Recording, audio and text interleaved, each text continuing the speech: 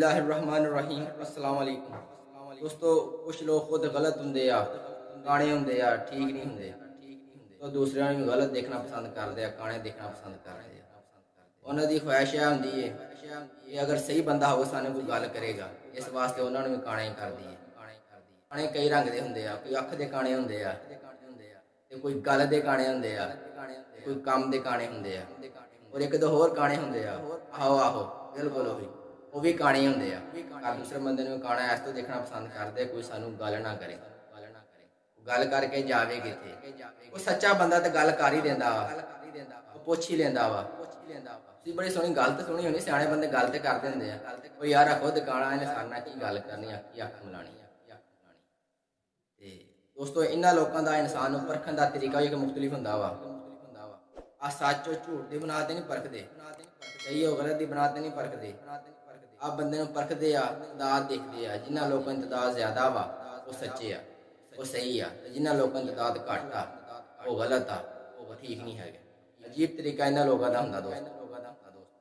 लेकिन हकीकत इसके बरअक्स है दोस्तों। ये गल मेरी बड़ी गौर ना सुनना। उस्ताद कभी भी अपने शागिर्द नूं, स्टूडेंट नूं ज़्यादा वर्क इंतदाद देख के, पेजा इंतदाद देख के नंबर नहीं देता। वो अच्छा म्यारी और सही लिखने के नंबर देता है। और दूसरी गल भी गधे इंतदाद अगर ज़्यादा हो जाए तो शेर एक हो ना, असलियत चेंज ही दोस्तों हो जाती। वो शेर नहीं बन जाते, वो गधे ते गधे ही रहिंदे आ।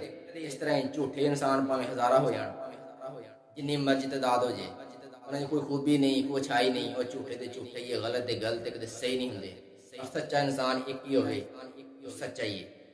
दोस्तों, अज की कहानी भी मेरी ऐसे मौजूद है। बादशाह ते वजीर दोनों घरों बाहर निकले, बच्चे बाहर खेडन डे।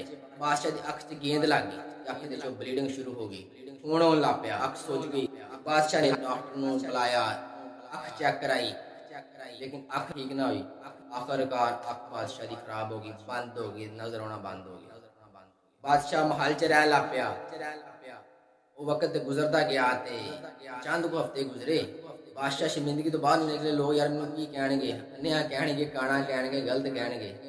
कुछ लोग अपने करतूतां शमूली बहुत कुछ करते हैं। एक दिन वजीर इतफाक नाल बादशाह दी महल च आ गया। कहंदा भी सो देखा सी बादशाह नजर नहीं कदी आया। बादशाह के कमरे तक आ गया, देखे कि बादशाह तनहा बैठा, बड़ा परेशान हैरान, सोचा च गुम। उन्हें बादशाह ने सलाम किया। बादशाह ने वजीर वाल देखा, वजीर देख के बड़ा हैरान होया कि बादशाह की अख कोई नहीं, बादशाह नजर को नहीं आ रहा। ना फिर उन्हें कोई सवाल किया, ना बादशाह ने कोई सवाल किया। वजीर उन्हीं कदमी वापस आ गया। वापस आने के अपने दोस्तों ने दसिया भी दोस्तों गल है भी बादशाह की अख कोई नहीं, बादशाह नजर को नहीं आता। चलो उन्हें कि इस तरह कर, चलो अपने बादशाह सारे रल के पता करके उन्हें अफसोस करके उन्हें अगले दिन सारे वजीर रल के बादशाह का पता कर लैन चल गए। तो बादशाह के महल च गए, कमरे च गए। बादशाह ने चेहरा उन्हें वजीर ने किया। तो सारे वजीर ने बादशाह बड़ी गौर ना देखे, सारे थोड़े आपस में गल्लां बातां कर लग पे। यार वाकई ये दाखी कोई नहीं बादशाह की, लोग सानू की कहणगे, अन्ना है, काना है, गलत है, सही नहीं हैगा। तो लोगों दी गल्लां सुन के बादशाह की गल कन्ना तक पहुंची तो बादशाह नूं गल अच्छी नहीं लगी, ना गवा लगी। बादशाह गुस्से च आया। बादशाह ने कहा गल भी सी दोस्तों, गल भी जो बंदा काना होंदा ना, वो कोशिश आ होंदी हर बंदा काना हो जाए, कोई मैनूं गल ना करे। पता ही ना किसे रंग च भी काना हो जाए, वो कोशिश आ होंदी कोई मैनूं गल ना करे। बादशाह ने कहा कि गल करते हो ना सके भी आ भी मेरे वर्गे काने हो जाए। बादशाह ने बड़ी तलवार गुस्से च आया। जिस साइड की अपनी अख खराब सी, बादशाह ने सारी अखां, वो सारे काने हो गए, ना उन्होंने कोई गल करे, ना उन्होंने कोई गल करे। वो एक दूजे गल करने जोगे कोई नहीं रहे। गल तो सच्चा बंदा ही गल करता, काना बंदा कितने गल करता। वक्त गुजरता गया। एक दफा दूसरे शहर दो ग्रुपों की लड़ाई हुई, तो दोनों ने कहा चलो फैसला अपना बादशाह को जाकर फैसला कराने। दोनों ग्रुप उठे जाके बादशाह के महल च गए, देखा कि उत्थे वजीर सारे काने बैठे। बादशाह बाहर निकलिया, कमरे देखा महल चो बादशाह भी काना। वो सारे देख के हैरान चैम चीं करन लग पे, आपस में गल्लां करन लग पे। खुद अन्ना काना है, गलत ही ने साडा फैसला कट्टा करना है। जो वजीर ने गल सुनी, उन्होंने फड़िया तलवार, जिन्ने बंदे बैठे सारे अखां हो, जिस साइड की अपनी अपनी अखां निकली सारी अखां कट दी। वो समझो सारे काने एक दूजे में गल करने जोगे वो नहीं रहे। इस तरह ही वक्त गुजर गया, साल गुजर गए। वो बस अपने आप को सही तस्लीम कर लिया भी जो कुछ असी है ठीक हाँ, यही दुनिया है। इतफाक के तौर पर भी दूसरे मुल्क का एक बंदा बादशाह की खिदमत काम के सिलसिले हाजिर होया। जो वो शहर च पहुंचा जिथे काने रहिंदे सी, अन्ने रहिंदे सी, गलत लोग रहिंदे सी। तो देखा भी एक भी काना, दूसरा भी काना, तीसरा भी काना मत्थे लगा। जो वक्त चलदा चलदा अखीर बादशाह दे महल तक पहुंचे, देखे सारे लोग ही काने, पूरा शहर ही काने दा।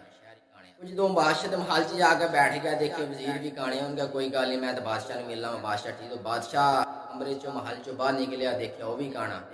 वो बड़ा हैरान परेशान होया। जो वजीर ने वो गौर ना तकिया तो कहने लगे, बादशाह सलामत है, इंसान नहीं, कुछ जेंदा साड़ी लोग का बंदा नहीं है।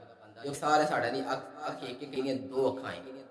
उन्हें सज्जे देखे खब्बे देखे, सारे इको जे बैठे। वजीर कहते भी आ बंदा गलत है, ठीक नहीं है, असी ठीक नहीं है।